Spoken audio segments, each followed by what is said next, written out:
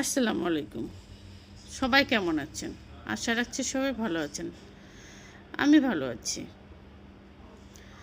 ছেলেকে স্কুল থেকে নিয়ে এসে রান্নাঘরে কাজ আছে তো, রান্নাঘরে ঢুকছি, কিছু রান্নাবান্না করব, টুকটাক কিছু কাজ করে মেয়ের স্কুলে যাব।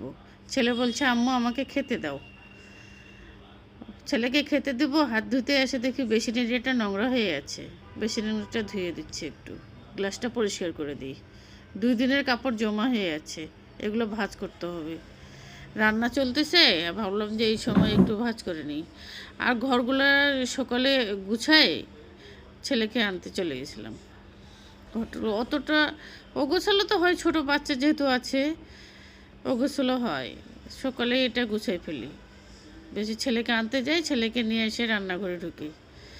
আর আবার কিছু ফুলাতা কাপড় বের করছি, শার্টগুলো, এগুলো তো এখন শীত পড়ে গেছে, এখন তো এগুলো লাগবেই। এই শার্টগুলো বের করে ধুয়ে শুকাইতে দিয়েছিলাম। এটা হালকা ভাঁজ করে রাখি, লন্ড্রিতে দিয়ে দেবো। বাসায় করব না, অতটা সময় কুলায় না, সময় থাকে না হাতে। মেয়েকে আনতে যাচ্ছে, বাসার পাশে তো, একবারে কাছে, যে দেখি মেয়ে নামেই নেই এখনও।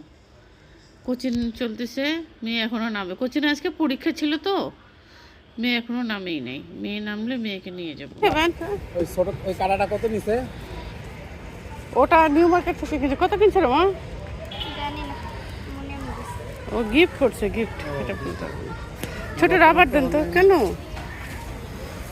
কাটাটা জিজ্ঞেস করলেন কেন? ও মানে আমি আনবো এখন কত করে? অনেক ওটা নিউ মার্কেট থেকে কিনছে। কালকে মাল আনতে যাবো তো, এই কাটাগুলো আনবো। রাবার দেখো, রাবার ব্যান্ড আম্মু।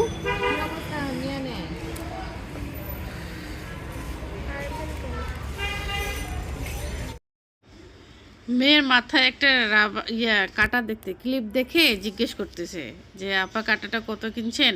কাটাটা আমি একটা নিয়ে আসবো তো।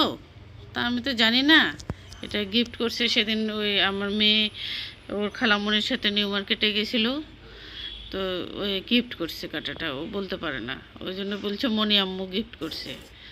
সে ছোট থেকে মনি আম্মু বলে। হয় কি, যখন ছোট ছিল তখন সে খালামণি বলতে পারতো না, ওই মনি মনি বলতো, আর আমাকে আম্মু বলতো। ওই মনি মনি বলতে বলতে ওই মনি আম্মু বলো, ওকেও আম্মু বলে। এই যে ওর ওর কথা শুনে এখন ছোটটাও দেখি মনি আম্মুই বলে।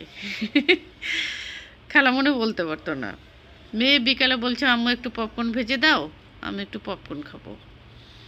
পপকর্ন ভেজে দিচ্ছে মেয়েটাকে, ওকে পপকর্ন দিই, খাই, বিকালে একটু বসে বসে খাবে। আর আমি বারান্দায় একটু দাঁড়াচ্ছি। মানে সন্ধ্যার পর পর একটু শীত শীত ভাব আছে, দেখি মানুষ হাঁটাহাঁটি করে, অনেক ফিলটা ভালো লাগে, শীতের ফিলটা ভালো লাগে।